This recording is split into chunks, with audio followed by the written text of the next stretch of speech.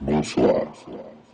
Aujourd'hui, je vais vous expliquer comment se forme notre vision du monde et comment s'en libérer. Pour comprendre le nouvel ordre mondial, il faut passer par 3 étapes. 1. Décoloniser son imaginaire. Toute perception de la réalité dépend des représentations mentales de l'individu, c'est-à-dire une série de croyances provenant de notre entourage informatif.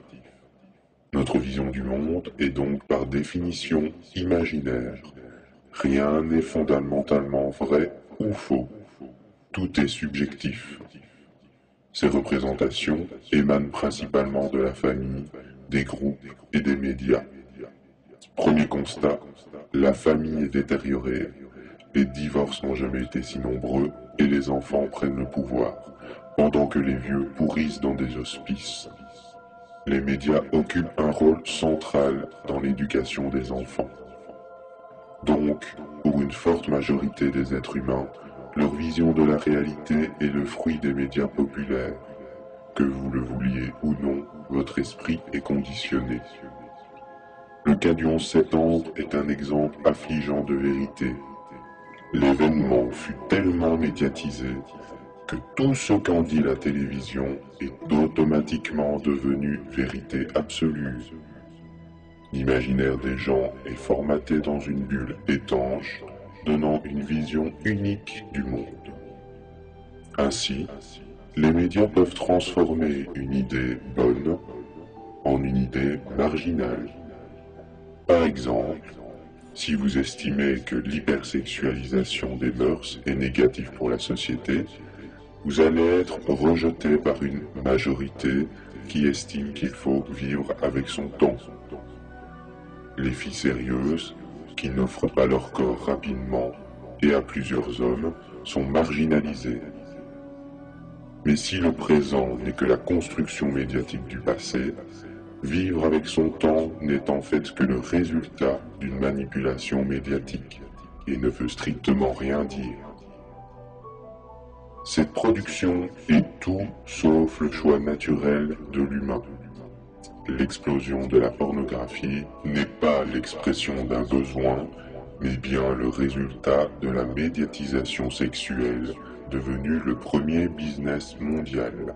Nous assistons à une vraie acceptation passive de la population devant toute forme de déviance. En quoi est-ce négatif ? Car toutes les philosophies du monde retiennent que pour développer sa spiritualité, il faut savoir se limiter. Le sexe facile n'est que le reflet d'une société qui a perdu le sens des mesures.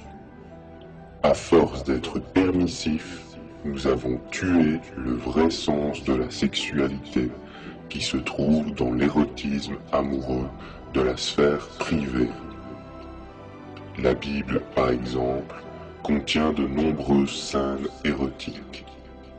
Le Kama Sutra nous apprend à aimer sensuellement son partenaire.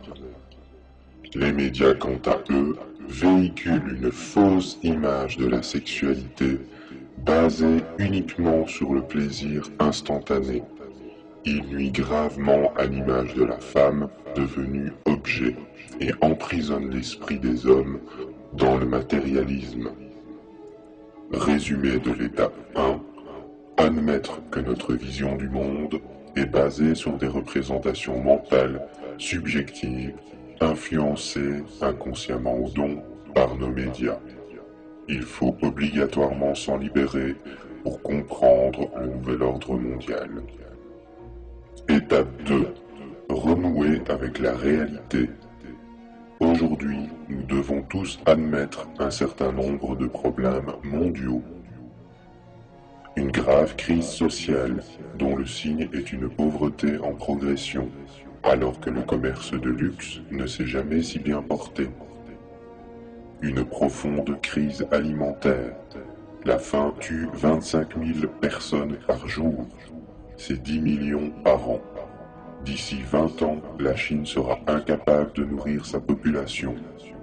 Sans pétrole, plusieurs centaines de millions de morts sont à prévoir. Une crise environnementale, avec une extinction massive des espèces et une presque totale disparition des poissons d'ici 50 ans. Les abeilles meurent. Sans abeilles, pas de plantes. Sans plantes, pas de prédateurs et pas d'hommes. Mais aussi la désertification qui va de pair avec le manque d'eau et de nourriture. Des anomalies climatiques. Hormis le réchauffement, il y a de graves perturbations du climat qui font des milliers de sans-abri chaque année. Une crise énergétique. Le monde se prépare à se passer de pétrole. Comment fera le tiers-monde? Une crise économique. Instrumentalisée certes, mais néanmoins réelle, qui crée la misère.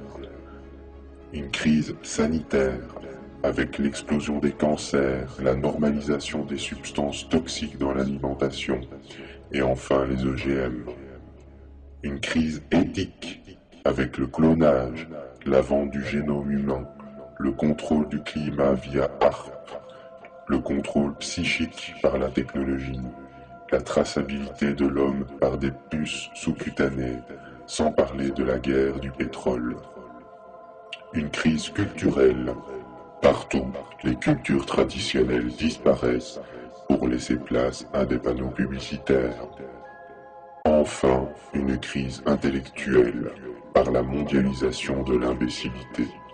Le vide intellectuel est mis à l'honneur car il permet un meilleur contrôle sur les masses. Bien d'autres points sont à évoquer, mais je vous laisse le soin de faire vos recherches. Tout ceci représente des faits. Il n'est pas question de crier à l'apocalypse ou de voir la vie en noir, mais bien de constater, en tant qu'être intelligent, qu'il y a de graves problèmes de société. Que faisons-nous face à ces problèmes? Rien. Nous avons naturellement tendance à nous détourner de ces vérités par mécanisme de protection. On se dit que ce n'est pas grave, que tout va bien, qu'il est inutile de paniquer, de toute manière, d'autres sont payés pour se charger de ça. Or, c'est bien notre passivité, notre laisser-faire, qui a laissé place à cette situation désastreuse. Il est évident que tous ces problèmes ont des causes systémiques, intimement liées entre elles. Aucune solution ne peut être apportée sans prendre en compte tous les problèmes cités ici. Par exemple, on ne peut pas créer des agrocarburants à partir du blé alors que 25 000 personnes meurent de faim par jour. Si l'on veut résoudre un problème correctement, il faut y faire face, l'affronter et oser se remettre en question.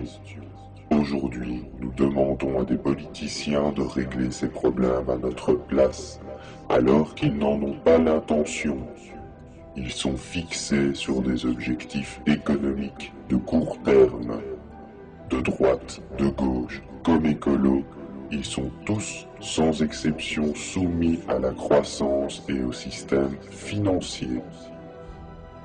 Résumé de l'étape 2, admettre les faits, voir la réalité en face.